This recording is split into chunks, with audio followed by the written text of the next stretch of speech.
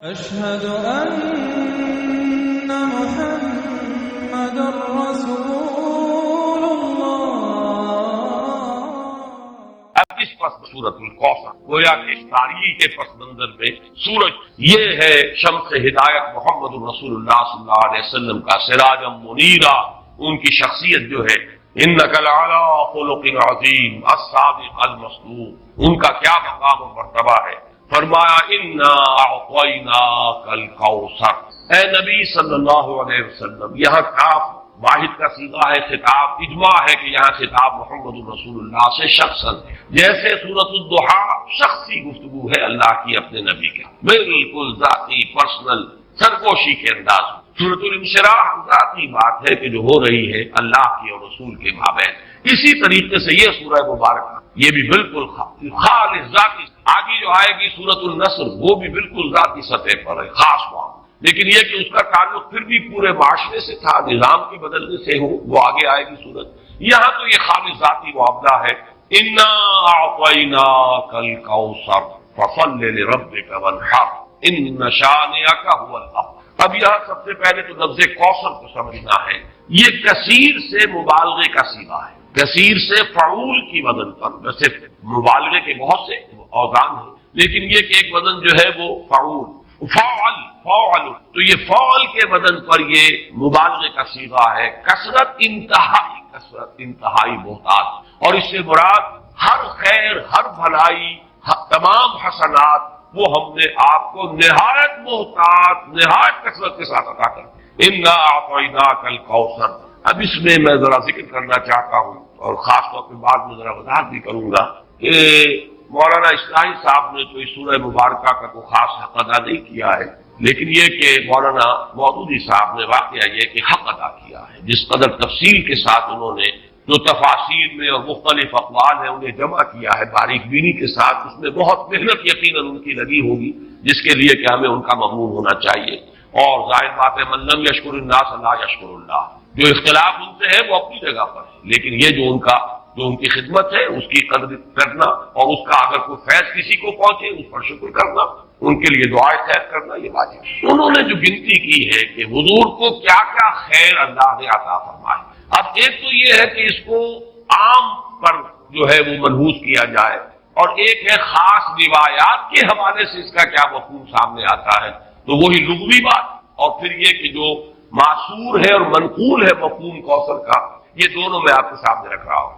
سب سے پہلی شے جو اللہ نے محمد الرسول اللہ کو کثرت سے عطا فرمائی وہ اخلاق حسن، اس لیے کہ دوسری ہی وحی میں فرمایا وَإِنَّكَ لَعَلَىٰ خُلُقٍ عَظِيمٍ، جس کا لوہا جو ہے وہ خود کفار قریش نے مانا الصادق الامین۔ ابو جہل بھی یہ نہیں کہہ سکا کہ محمد نے کبھی جھوٹ بولا، صاف مانا اس صلی اللہ علیہ وسلم کہ انہوں نے کبھی جھوٹ نہیں۔ پھر یہ کہ سب سے بڑا خیر نبوت اور رسالت، نبوت رسالت رحمت ہے، اور رحمت للعالمین بنا کر محمد رسول اللہ صلی اللہ علیہ وسلم بھیجے گئے۔ تو یہ خیر کثیر، یہ خیر جو ہے نبوت اور رحمت، یہ اپنے منطقی انتہا کو پہنچی ہے، اپنے تکمیلی مرتبے کو پہنچی ہے محمد رسول اللہ صلی اللہ علیہ وسلم کی شخصیت مبارکہ میں۔ اس اعتبار سے یہ دوسرا ہے۔ پھر جو تعلیمات آپ لے کر آئے، سب سے بڑی شے توحید، پھر وہ نظام توحید جس۔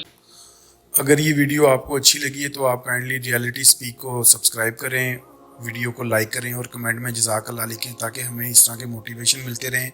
اور ہم آپ کو اس طرح کی ویڈیو شیئر کرتے رہیں۔ جزاک اللہ خیر۔ تاکہ سیاسی سطح پر اس کا نظام خلافت کا، معاشیات میں اس کا نظام امانت اور کفالت کا، یہ سارا نظام جو دیا یہ سب سے بڑا خیر ہے جس کی ضرورت ہے آج نوع انسانی۔ چنانچہ میں نے اسی کتاب میں نبی اکرم صلی اللہ علیہ وسلم کا مقصد بعثت اس میں اس پر بحث کی ہے۔ آج کی انسان کو، آج کی انسانیت کو جو انفرادی اخلاق ہیں،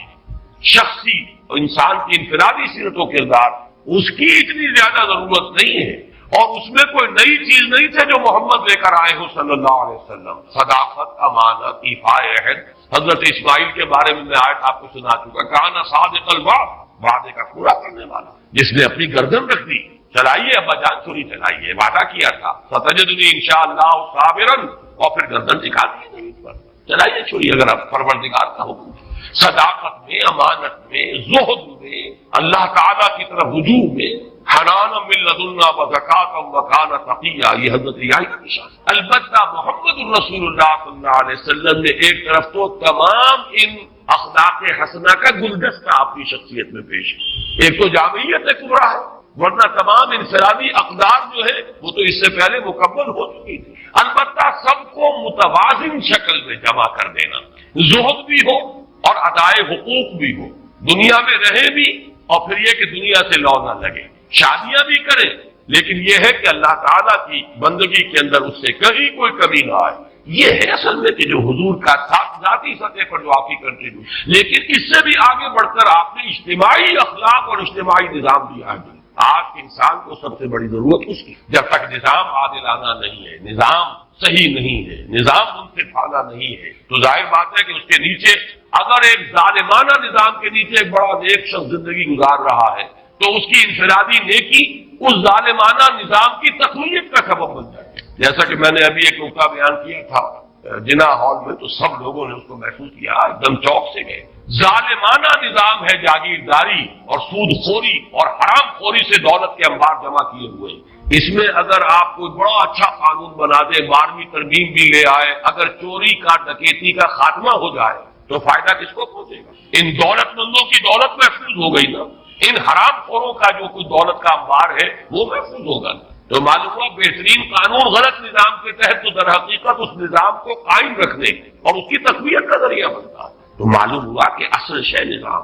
قانون سب سرو کرتا ہے نظام، قانون کسی نظام کو چلانے کا ذریعہ بنتا ہے۔ تو اگر نظام ہی غلط ہو تو صحیح ترین قانون بھی در حقیقت ایک نظام غلط نظام کو چلانے کا اور تقویت دینے کا ذریعہ بن جائے گا۔ تو سب سے بڑا خیر جو عطا کیا ہے، جس کے بارے میں اقبال کے وہ 2 اشعار بڑے قیم، ہر کجا بینی جہان رنگ و بو، آنکھ از خاکش بروئے آرزو، یاد نور مصطفیٰ اورا بہاش، یا ہنوز اندر تراش مصطفیٰ۔ وہ خیر جو محمد نے دیا تھا صلی اللہ علیہ وسلم، یا تو اسی سے لوگوں نے کچھ مستعار لیا ہوا ہے، اور یا یہ کہ ابھی اس خیر کے لیے، اس خیر کثیر کی طرف نوع انسانی جو ہے اس کی تلاش میں سرگرداں ہے۔ پھر آپ کو جو خیر کثیر دیا، رفعنا لک ذکرک، آپ کا ذکر بلند کیا، آپ کو اتنی بڑی امت دی گئی، ایسے جانثار صحابہ دیے گئے۔ ذرا تقابل کیجئے، کہاں موسیٰ کے ساتھی تھے کہ جب کہا گیا کہ جنگ کے لیے میدان میں آؤ، فاذهب انت وربك فقاتلا انا هؤلاء قاعدون، یہ کہہ کر بیٹھ گئے،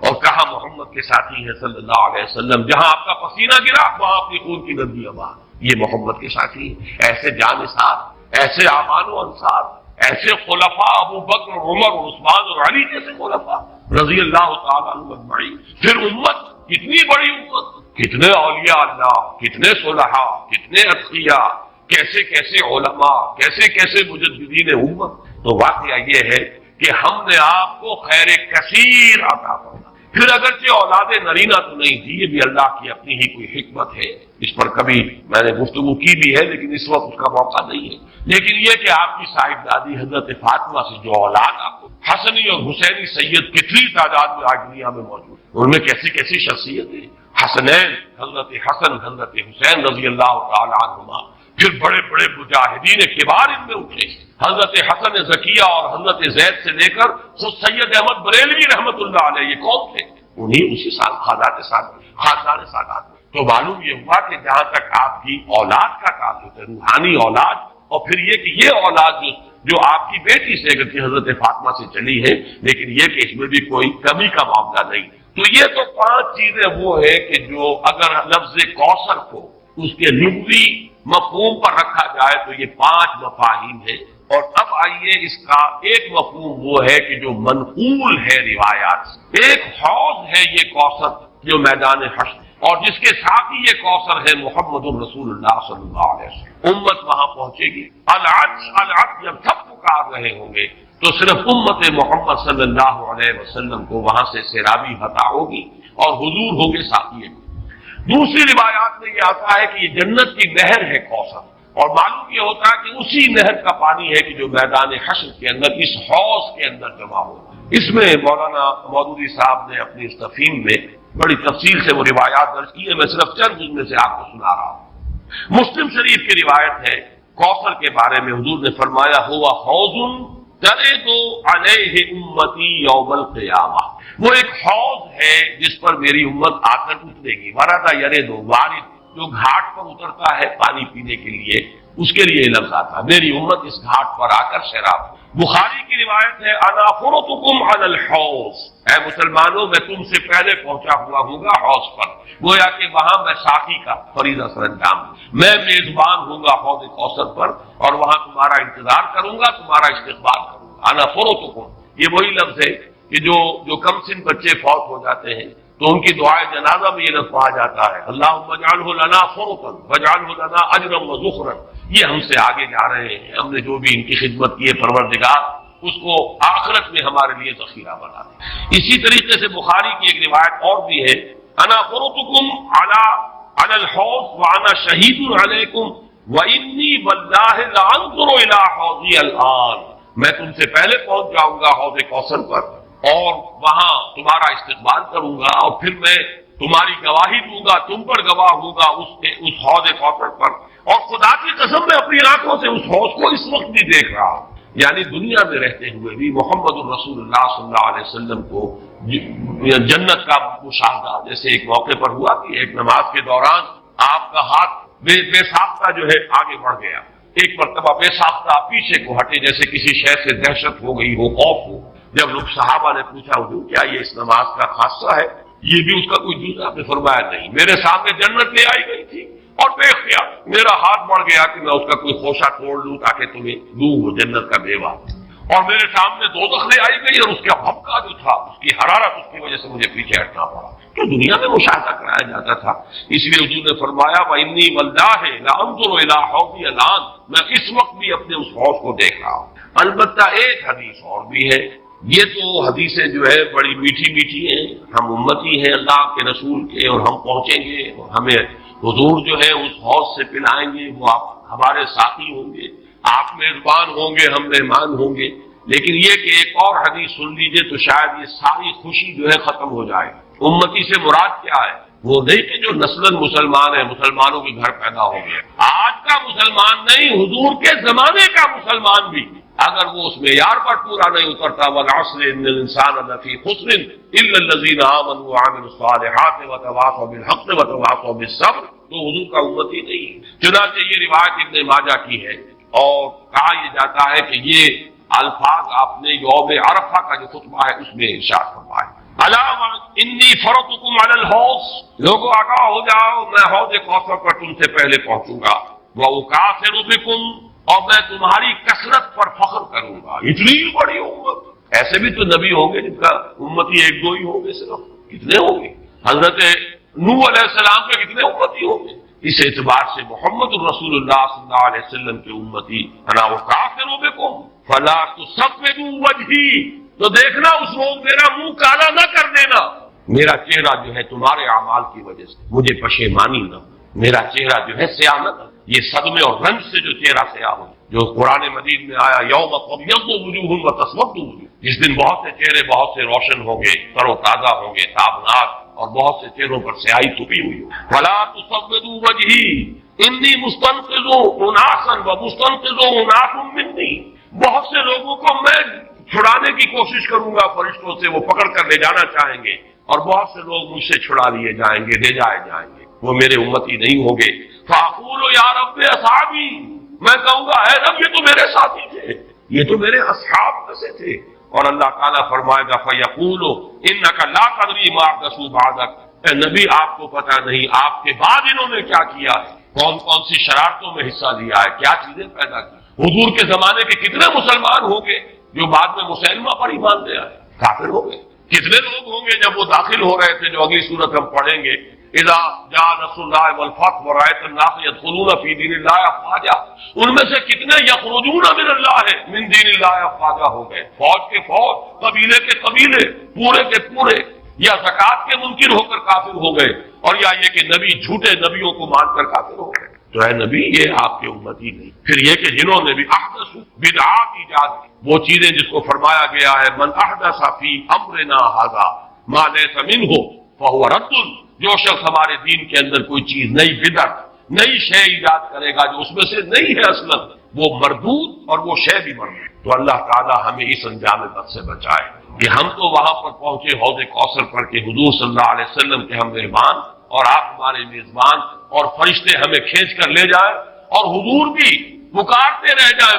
میری امت ہے کہاں لے کر جا رہے ہو، اور آپ کو جواب ملے کہ نہیں اے نبی آپ کو معلوم نہیں، فَيَقُولُ إِنَّكَ لَا تَدْرِي مَا أَحْدَثُ بَعْدَكَ، اے نبی آپ کو پتہ نہیں ہے آپ کے پیچھے کیا کرتے ہیں۔ اس سے ان لوگوں کے خیال کی بھی نفی ہو جانی چاہیے جو سمجھتے ہیں کہ ہر شے جو ہے بعد میں جو ہوئی ہے وہ حضور کے علم میں، ورنہ تو یہ الفاظ کہتے ہیں آپ کو پتہ نہیں انہوں نے آپ کے بعد کیا کیا ہے۔ جو بھی اللہ بتاتا ہے، جو چیز پہنچانا چاہتا ہے پہنچتی ہے۔ جیسے آپ کی حیات دنیاوی کے دوران بھی جو اللہ علم دیتا تھا آپ کو علم ہو جاتا تھا، جو اللہ تعالیٰ کی طرف سے نہیں دیا گیا تو اس معاملے میں آپ بشر ہیں، انسان ہیں، بات آپ کو معلوم نہیں۔ بعد میں بھی جو چیزیں اللہ اب بھی عالم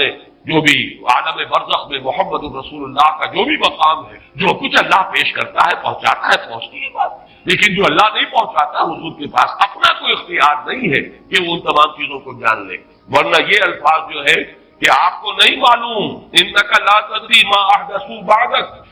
اپنے زمانے کے لوگوں کا بھی جو بعد میں حشر ہوا وہ اس حدیث کی روح سے ثابت ہو رہا ہے کہ حضور کو بتایا جائے گا کہ آپ کو معلوم نہیں، آپ دھوکہ نہ کھائیں کہ یہ آپ کے زمانے میں ایمان لے آئے تھے لہذا آپ کے صحابی ہیں، بعد میں جو کچھ انہوں نے کیا ہے وہ آپ کو معلوم ہے۔ بہرحال یہ ہے حوض کوثر اور وہ نہر کوثر جو حضور کو عطا فرمائی گئی۔ ان میں بعض روایات میں آتا ہے خاص طور پر کہ اس کی لمبائی اتنی ہوگی جتنی ایلاک جو یہ بندرگاہ ہے جس سے کہ سن 67 کی جنگ شروع ہوئی تھی، بلاکیٹ کر دیا تھا صدر ناصر نے، تو سن 67 کی عرب اسرائیل جنگ شروع ہوئی۔ یہ خلیج ایلا کے بالکل ٹپ کے اوپر جا کر بحر احمر جو ہے ریڈ سی اوپر جا کر تقسیم ہو جاتا ہے دو کھاڑیاں، ایک خلیج سویس ہے مغرب کی طرف جا رہی ہے شمال مغرب کی طرف، ایک ہے یہ خلیج عقبہ اور یہ ہے در حقیقت جو کہ شمال مشرق کی طرف جا رہی ہے۔ اس کے ٹپ پر یہ ایلا اور یہی وہ شہر جگہ ہے جہاں پر کہ وہ یہود کا وہ قبیلہ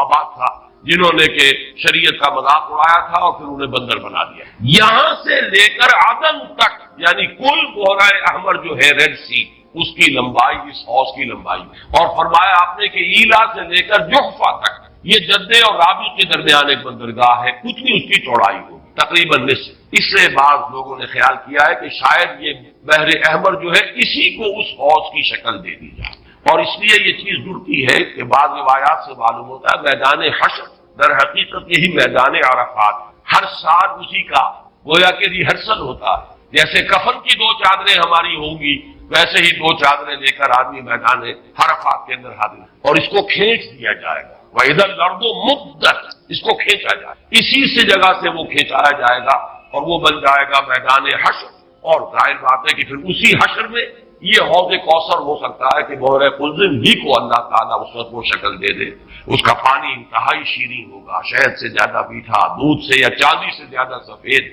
اور اس کا جو پھر حوض کے جو تہ کے اندر کنکر پڑے ہوں گے وہ سچے موتی ہوں گے اور زمرد ہوں گے اور قیمتی پتھر ہوں گے۔ یہ اس حوض کی شان ہے۔ اللہ تعالیٰ ہمیں اس حوض پر پہنچائے اور محمد الرسول اللہ صلی اللہ علیہ وسلم کے دستے مبارک سے ہماری وہ جو اس وقت کی تشنگی ہوگی اسے سیرابی عطا فرمائے۔ انا اعطیناک الکوثر، میں نے لفظ کوثر کے ضمن میں دونوں باتیں عرض کر دیں، اس کو لغوی اصل پر رکھیے تو وہ سب کوثر ہے، ساری خیرات و حسنات جو اللہ نے عطا فرمائی، اور ان روایات کی روح سے پھر یہ کوثر۔ مولانا فراہی رحمۃ اللہ علیہ نے یہ کہا ہے کہ یہ اصل میں خود بیت اللہ جو ہے یہی کوثر ہے، اس کے گرد جو ہے پیاسے جمع ہوتے ہیں، حاجی طواف کرتے ہیں۔ بہرحال یہ بھی ایک وجدانی قسم کی تعبیر ہے اور اس کے اندر بھی کوئی غلط بات نہیں ہو سکتی، اس لیے کہ جب میدان حشر عرفات ہی کو کھینچ کر بنایا جائے گا تو یہ جو کالے پتھروں کا گھر جو ہے اس کی بھی اصل شان اس وقت ظاہر ہوگی۔ یہ بھی تو زمین پر بیت المعمور کی اصل میں علامت ہے،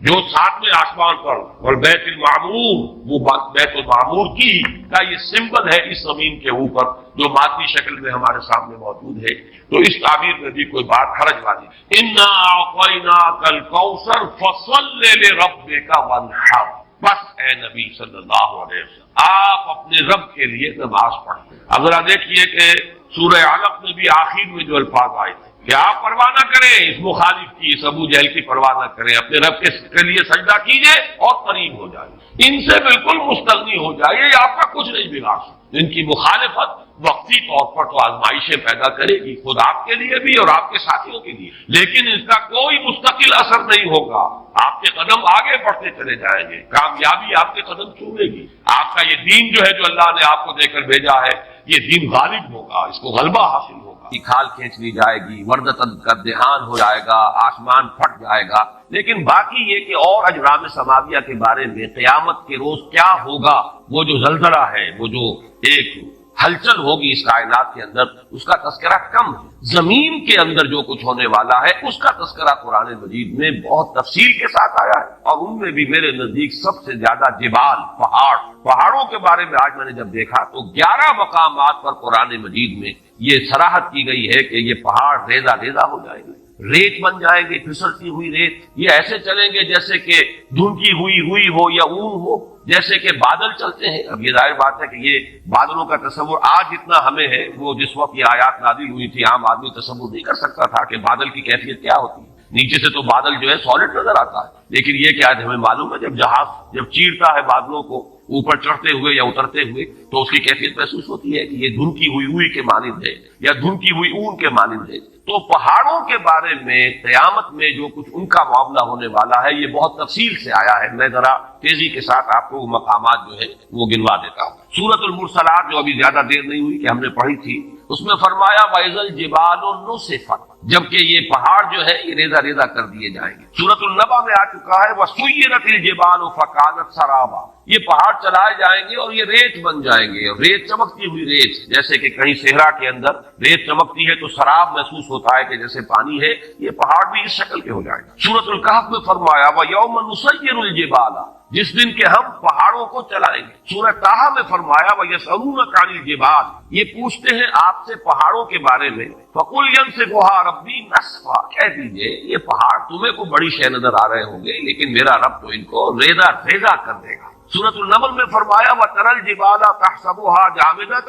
وَهِيَ تَمُرُّ مَرَّ السَّحَابِ، تم دیکھ رہے ہو پہاڑوں کو اور سمجھتے ہو بڑی ٹھوس چیز ہے، یہ تو بہت ہی مضبوط شے ہے، بڑی جامد شے ہے، جمی ہوئی شے ہے، اس کے کہیں جنبش کھانے کا کیا سوال، لیکن قیامت کے روز دیکھو گے کہ یہ جیسے بادل چلتے ہیں ایسے یہ پہاڑ چل رہے ہیں۔ سورۃ الطور میں فرمایا یوم تمور السماء مورا وتسیر الجبال سیرا، جس روز زمین کانپے گی، لرزے گی، یہ زلزلہ الساعہ جو ہے زمین کا کانپنا اور زمین پر ایک زلزلہ آنا، یہ تو بہت مرتبہ آیا ہے۔ وتسیر الجبال سیرا، اور چلیں گے یہ پہاڑ جیسے کہ چلتے ہیں، ایسے ہی نہیں، یعنی یہ کہ یہ کوئی محاورہ یا استعارہ نہیں ہے، بالفعل جیسے کہ چلا جاتا ہے، یہ مفعول مطلق ہے۔ اسی طرح سورۃ الواقعہ میں فرمایا اذا رجت الارض رجا وبست الجبال بسا، سورہ حاقہ میں فرمایا وحملت الارض والجبال فدکتا دکتا واحدہ، یہ زمین پہاڑوں سمیت اٹھائی جائے گی اور پھر پٹک دی جائے گی جیسے کہ پٹکا جاتا ہے ایک ہی بار، اور گویا کہ اس طرح اس سے وہ چپٹی ہو جائے گی۔ اس کی لمبائی کی جو گولائی کہہ لیجیے اس وقت ہمارے علم میں ہے،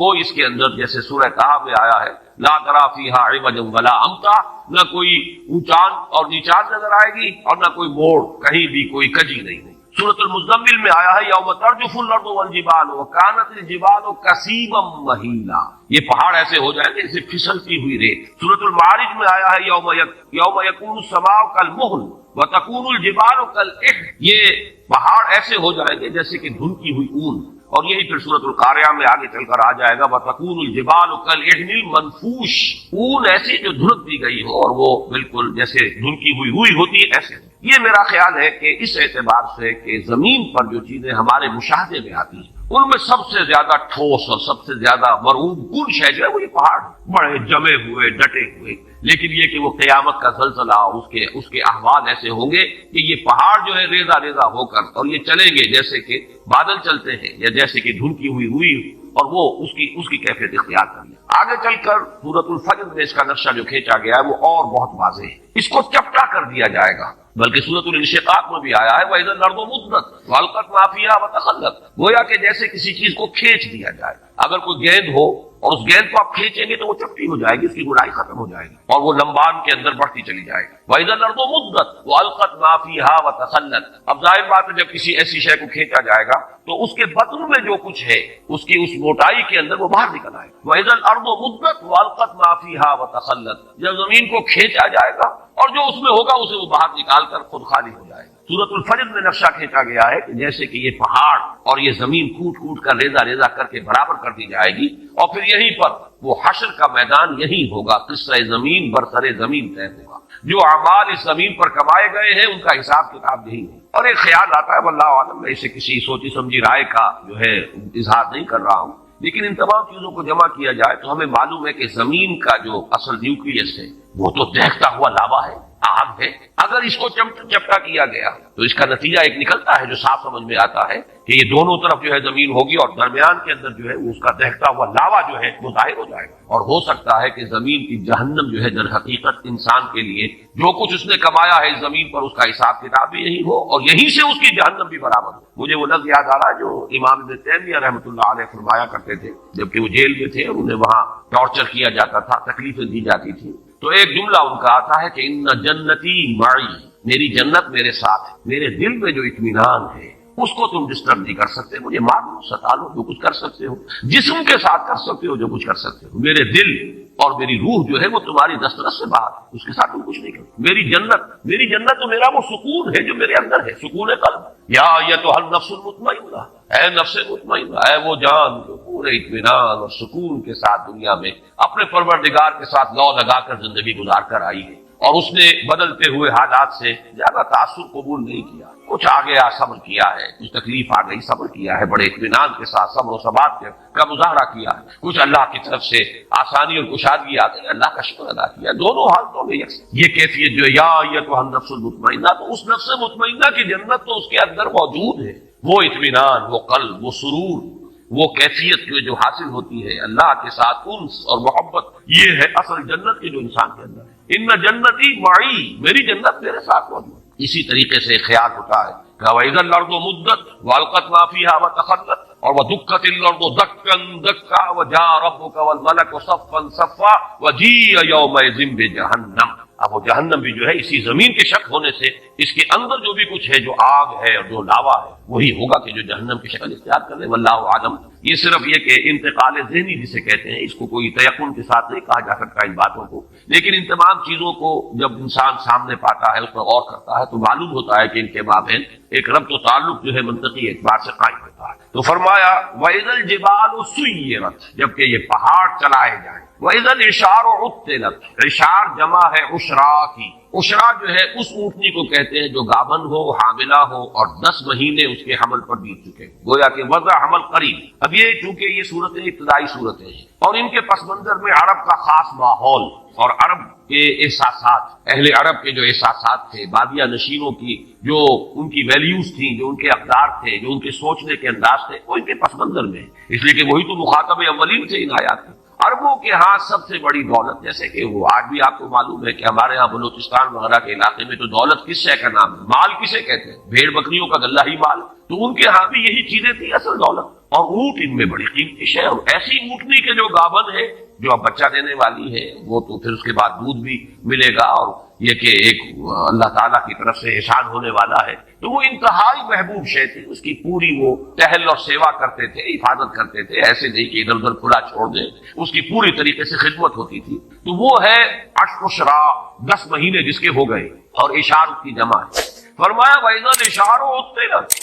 کہ وہ 10 ماہ کی حاملہ اور گابن اونٹنیاں جو ہے وہ ایسے ہی پھر رہی ہوگی کہ ان کی طرف کسی کو کوئی توجہ نہیں، جیسے کہ ان کی طرف کوئی التفات ہی نہیں، کسی کو ہوش ہی نہیں۔ یہ بالکل وہی نقشہ جو سورہ حج کے شروع میں کھینچا گیا، یوم تذہل کل مرضعۃ عما ارضعت وتضع کل ذات حمل حملها، جس دن دودھ پلانے والی مائیں بھول جائیں گی اپنے دودھ پیتے بچوں، یعنی انسان کے اندر جو عواطف ہیں، جو میلانات ہیں، جو احساسات و جذبات ہیں، ان میں ماں کی محبت اور اس کے اندر جو شدت ہوتی ہے جو اللہ نے رکھی ہے، اس کے بغیر کیسے پرورش ہو سکتی ہے بچوں کی۔ پھر یہ کہ خاص طور پر دودھ پیتا بچہ، اس کے لیے جو رحمت اور مودت اور شفقت اور عنایت اور التفات کی کیفیت ہے، لیکن یہ تذہل کل مرضعۃ عما ارضعت، جس کو دودھ پلاتی ہوگی بھول جائے گی۔ اور یہ نقشہ ہمارے ہاں آ چکا ہے، اوجڑی کیمپ کا جو حادثہ ہوا تھا تو پنڈی کی جو خبریں آئی تھی راولپنڈی شہر کی، ان میں وہ چیزیں آئی تھی، آپ کو یاد ہوگا کہ مائیں چھوڑ گئی بچوں کو، بھول گئی اپنے بچوں، جب آتی ہے وہ دہشت کی کیفیت اور اپنی جان پر بنی ہوتی ہے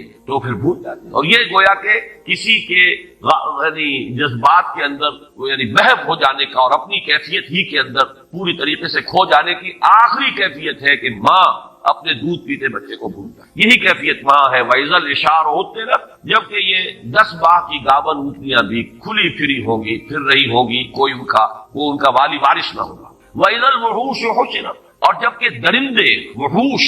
یہ جمع کر دیے جائیں گے. یہ بھی ایک عام مشاہدہ ہے کہ جب کوئی ایسی آفت عرضی آتی ہے کہ سب کو جان کے لالے پڑے ہو، تو یہ درندے جو ایک دوسرے کے دشمن ہیں، وہ حیوانات، کہ ایک بکری اور شیر ہو سکتا ہے کہ وہ ساتھ ساتھ کھڑے ہوں اور بیٹھے ہوں، اور وہ شیر بکری کو کچھ نہ کہہ رہا ہو. سیلاب کے زمانے میں عام مشاہدہ آتا ہے کہ سانپ نہایت زہریلے، اور انسان ایک ہی تختے کے اوپر چلے آ رہے تیرتے ہوئے، اور سانپ جو ہے انسان کو نہیں کاٹ رہا، اور نہ انسان سانپ کو کچھ کہہ رہا، اس لیے کہ پڑی ہوئی ہے، اپنی جان پر بنی ہوئی ہے. تو وَإِذَا الْوُحُوشُ حُشِرَتْ، جبکہ یہ درندے جمع ہو جائیں گے. گویا کہ دہشت کا عالم ایسا ہوگا، صرف انسان ہی نہیں، حیوانات بھی اس کی شدت کو پوری طرح محسوس کر رہے ہوں گے. درندے بھی اس کی وجہ سے اس کیفیت میں ہوں گے کہ انہیں بس اپنی ہی فکر لگی ہوگی اور کسی جانب کوئی ہوش اور التفات نہیں ہوگا. وَإِذَا الْبِحَارُ سُجِّرَتْ، جیسا کہ میں نے عرض کیا تھا، یہ آیت جو ہے اگلی صورت میں آئی ہے. وَإِذَا الْبِحَارُ فُجِّرَتْ، سجرت اور فجرت ایک ہی معنی ہے. تنور کو جبکہ بھڑکایا جاتا ہے تو آگ اس میں سے نکلتی ہے، تنور کے اوپر سے آ جاتی ہے، یہ ہے تفجیر کے اصل معنی.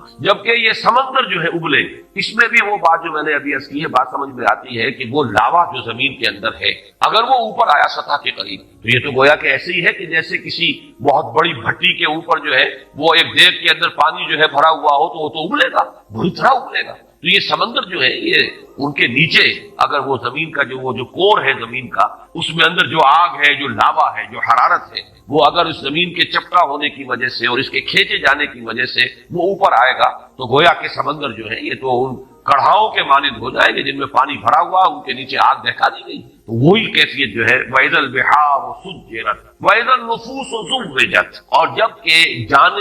جانوں کا جوڑ ملایا جائے گا، یا جانیں گروہوں کی صورت میں تقسیم کی جائیں گی. اس زوبجت کے 2 معنی کیے گئے ہیں. ایک تو یہ کہ جان، ظاہر بات ہے کہ وہ جان تو نکل چکی ہوگی، انسان جب دفن ہوں گے تو ان کا جو بھی مادہ تخلیق ہے وہ تو زمین میں ہے، ہمارے تمام اجزاء تحلیل ہو کر زمین ہی میں ہوں گے، لیکن جان تو نہیں ہوگی، جان تو ہماری وہاں سے نکال دی گئی تھی. اب یہ ہے کہ ان جانوں کو جوڑ دیا جائے گا ان جسموں کے ساتھ کہ جن کو اللہ تعالیٰ اثر نو تخلیق فرمائے. ایک مفہوم تو یہ لیا گیا ہے جبکہ جان اور جسم کا جوڑا ملا دیا جائے گا، جوڑ ملا دیا جائے گا. فَإِذَا النُّفُوسُ زُوِّجَتْ، دوسرے معنی یہ لیے گئے ہیں جیسے کہ وَكُنْتُمْ أَزْوَاجًا ثَلَاثًا، سورۃ الواقعہ میں آیا ہے. گروہوں میں تقسیم ہو جائے. بڑی بڑی تقسیم تو 3 گروہ ہیں. ایک وہ ہے فَالسَّابِقُونَ السَّابِقُونَ أُولَٰئِكَ الْمُقَرَّبُونَ، وہ تو اللہ کے مقرب بندے ہیں، بہت آگے نکل جانے والے سابقون. ایک وہ ہے جو اصحاب الیمین ہے کامیاب ہو گئے ہیں، داہنے والے، لیکن بہرحال اس درجے کو نہیں ہے. اور تیسرے اصحاب الشمال ہے، جہنمی ہیں، جن کو سزا دی جائے گی. پھر یہ کہ ہر ایک کے اندر گروہ بندی ہوگی، جیسے کہ فرمایا ایک حدیث میں کہ جنت کے دروازے ہیں متعدد، کسی دروازے سے بلایا جائے گا ان کو جن کو خاص طور پر نماز کے ساتھ دلی محبت، کسی دوسرے دروازے سے بلایا جائے گا باب الریان، جن کو روزہ رکھنے کا خصوصی جو ہے ایک شغف تھا اور شوق تھا. تو تر و تازگی کا دروازہ ہے جنت کا، اس سے انہیں بلایا جائے گا. اور کسی کو صدقہ اور خیرات سے زیادہ مناسبت تھی تو اس کا کوئی دروازہ اور ہوگا، وہاں سے بلایا جائے گا، آؤ اللہ کی راہ میں خرچ کرنے والوں، آؤ اس دروازے سے جنت میں داخل ہو جاؤ. تو یہ بھی تو مختلف گروہ ہو گئے. اور یہاں یہ نوٹ کر لیجیے، اس سے مراد فرض عبادات نہیں ہے، وہ تو سب کو کرنی ہے، فرض نمازیں سب کو پڑھنی، لیکن جن کو نفلی نمازوں کا، تہجد کا، اشراق کا، شاہ اور جو بھی نمازیں ہیں، چاشت ہے، اوابین ہے، جن کو اس سے خصوصی مناسبت ہے اور محبت ہے، ان کو ایک دروازے سے پکارا جائے. روزے جو ہے رمضان کے تو سب کو رکھنے ہیں، لیکن یہ کہ نفلی روزوں کا جنہیں ذوق ہے اور شوق سے جو رکھتے ہیں ان کو دوسرے دروازے سے باب الریان کہا گیا ہے، تر و تازگی کا. اور بڑا اس کے اندر مناسبت ہے اس کے نام کی، اس سے کہ روزے میں آدمی سوکھ سا جاتا ہے، ہونٹوں پر پپڑیاں آ جاتی ہیں اور ویسے بھی چہرہ سوکھ جاتا ہے، ڈی ہائیڈریشن ہوتی ہے. لہذا ان کو جس دروازے سے اندر جنت میں داخل ہونے کی دعوت دی جائے گی وہ باب الریان ہے، وہ تر و تازگی کا دروازہ ہے. اس لیے کہ وہ جو روزے کی خشکی کہہ لیجیے یا روزے کا وہ جو سوکھ جانا ہے اور ڈی ہائیڈریشن ہے، گویا کہ اس کا جو اب یعنی بدل ملنے والا ہے وہ ہے تر و تازگی. تو یہ مختلف گروہوں کے اندر اہل جنت بھی منقسم ہو. پھر اہل جنت کے درجات ہیں، جیسے کہ حضور نے فرمایا کہ ادنا درجے کا جنتی اپنے سے اوپر کے درجے کے جنتی کو ایسے دیکھے گا جیسے تم زمین پر بیٹھ کے ستاروں کو دیکھتے ہو. تو اذا النفوس زوجت کے 2 معنی ہو گئے. ایک تو یہ کہ جانیں جسموں کے ساتھ جوڑ دی جائیں گی، جوڑے ملا دیے جائیں گے ہر جان کے ساتھ اس کے جسم کا. دوسرا یہ کہ گروہوں میں منقسم کر دیں گے، کنتم ازواجا ثلاثہ وَإِذَا الْمَوْءُودَةُ سُئِلَتْ بِأَيِّ ذَنبٍ قُتِلَتْ۔ اب یہاں سے بات چل رہی ہے آگے، گویا کہ اب میدان حشر ہے، عدالت خداوندی اب لگ گئی، اس میں جو محاسبے ہونے ہیں، جن گناہوں کے اوپر پکڑ ہونی ہے، ان میں یہاں ایک بڑی جذباتی بات کا تذکرہ کیا جا رہا ہے۔ یہ وعد،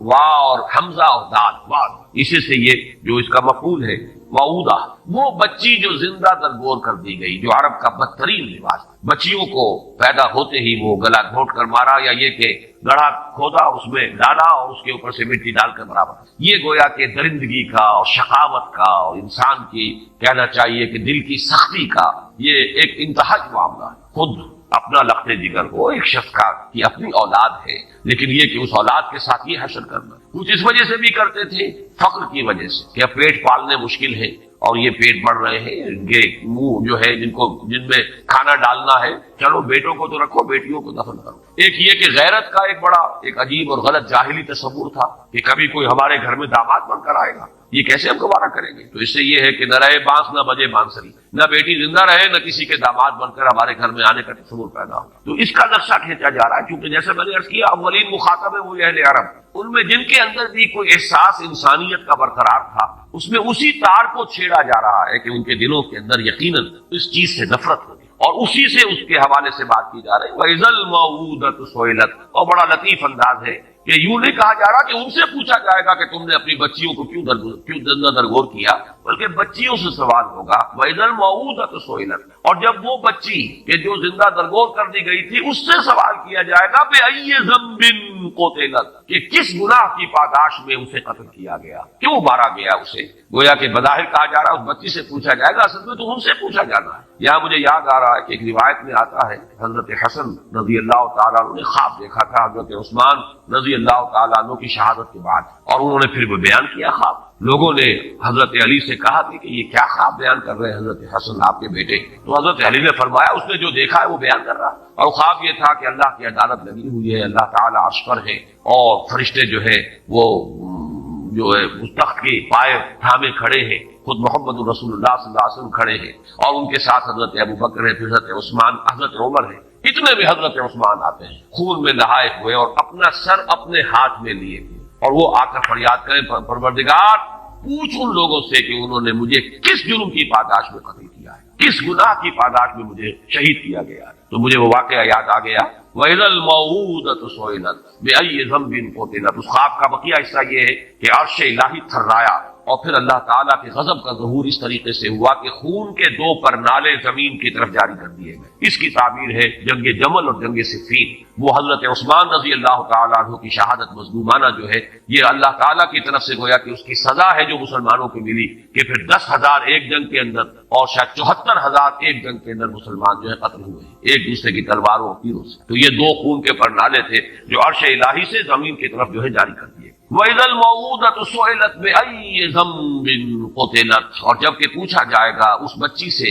جو زندہ دفن کر دی گئی تھی کہ کس گناہ کی پاداش میں اسے قتل کیا گیا۔ وَإِذَا الصُّحُفُ نُشِرَتْ، اور جب کہ صحیفے کھول دیے جائیں گے، واضح کر دیے جائیں گے، اعمال نامے جس کا کہ نقشہ سورہ کہف میں جو کھینچا گیا ہے وہ تو ایسے ہے کہ جیسے کوئی ایک ہی اعمال نامہ ہے۔ ظاہر بات ہے کہ کوئی بہت بڑا کیبنٹ ہو جس میں ہر ایک کی فائل موجود ہو، یا آج ہمارا تصور جو ہے زیادہ قریب آ سکتا ہے کہ بہت بڑا کمپیوٹر ہے جس میں کہ صرف ایک بٹن دبانے کی دیر ہے کہ آپ کا فلم چل پڑے، اور آپ کی پوری زندگی کا ایک ایک حرف جو آپ کی زبان سے نکلا ہے اس کا جو اس کی ٹیپ شروع ہو جائے اور پورا کا پورا معاملہ۔ آج تو ہم یہ چیزیں بہت قریب ہو کر سمجھ سکتے ہیں کہ کوئی بعید نہیں رہی۔ یہ تو جو ٹیکنالوجی آج ہمارے پاس ہے اس کے حوالے سے وہ چیزیں کہ جو آج سے کوئی 1000 برس پہلے 1400 برس پہلے تو بڑے گہرے، یعنی سمجھیے ایمان بالغیب کی بڑی شدید گہرائی کی ضرورت تھی ان باتوں کو ماننے کی۔ جو وہ میں نے لفظ استعمال کیا جو سورہ بقرہ کے شروع میں الذین یؤمنون بالغیب، تو غیب میں ایسی چیزوں کو کہ جن کے لیے کوئی انسان کے فہم کا ابھی آس پاس بھی جو ہے گزرنا ہوا ہو، ان چیزوں کا انسان کے فہم میں ان کو ماننے کے لیے تو ایمان بالغیب کی بڑی گہری اور بڑی ہی یوں سمجھیے کہ شدت کی ضرورت تھی کہ مانے کہ محمد اللہ کے رسول ہے، جو فرما رہے ہیں وہ حق ہے۔ لیکن آج تو یہ چیزیں ہمارے سامنے کی چیزیں ہیں، گویا کہ کوئی اس کے اندر استبعاد ہی نہیں رہا، ان کا ماننا قطعاً مشکل نہیں رہا، اس لیے کہ بٹن کے سائز کے ٹیپ ریکارڈر موجود ہیں۔ آپ کے ساتھ آپ کو شخص گفتگو کرنے آیا ہے، آپ کو پتہ بھی نہیں ہے، اور وہ اس کے ساتھ کی ریکارڈنگ بھی ہو رہی موجود ہے۔ اسی طریقے سے وہ وضع الکتاب فترى المجرمین مشفقین مما فیہ ویقولون یا ویلتنا ما لهذا الکتاب لا یغادر صغیرۃ ولا کبیرۃ الا احصاها ووجدوا ما عملوا حاضرا۔ جب وہ اعمال نامہ لا کر رکھ لیا جائے گا تو پھر دیکھو گے کہ لوگ کانپ رہے ہوں گے، ڈر رہے ہوں گے اور کہیں گے، پکار اٹھے گے، یہ کیسا اعمال نامہ ہے، اس نے تو کسی چھوٹی سی چھوٹی مائنیوٹ ڈیٹیل کو بھی اومٹ نہیں کیا، بڑی چیزیں بھی چھوٹی بھی سب موجود ہیں، جو کیا ہوگا اپنے سامنے موجود پائیں گے۔ ولا یظلم ربک احدا، اور تیرا رب کسی پر ظلم نہیں کرے گا، ان کے اپنے کرتوت ہوں گے۔ آگے ہم چل رہے ہیں، وہ صورت بھی آ جائے گی کہ جس شخص نے ذرہ برابر ذرے کے ہم وزن نیکی کمائی ہوگی وہ بھی سامنے پائے گا، اور ذرے کے ہم وزن جو ہے بدی کمائی ہوگی وہ بھی سامنے پائے گا۔ تو یہ جو اعمال نامہ ہے، فرمایا وَإِذَا الصُّحُفُ نُشِرَتْ، کھل جائے، حقیقت واضح ہو جائے۔ وَإِذَا السَّمَاءُ كُشِطَتْ، آسمان کی کھال کھینچ لی جائے گی، کاف اور شین اور طا، یہ مادہ آتا ہے کسی چیز کے اوپر سے اس کی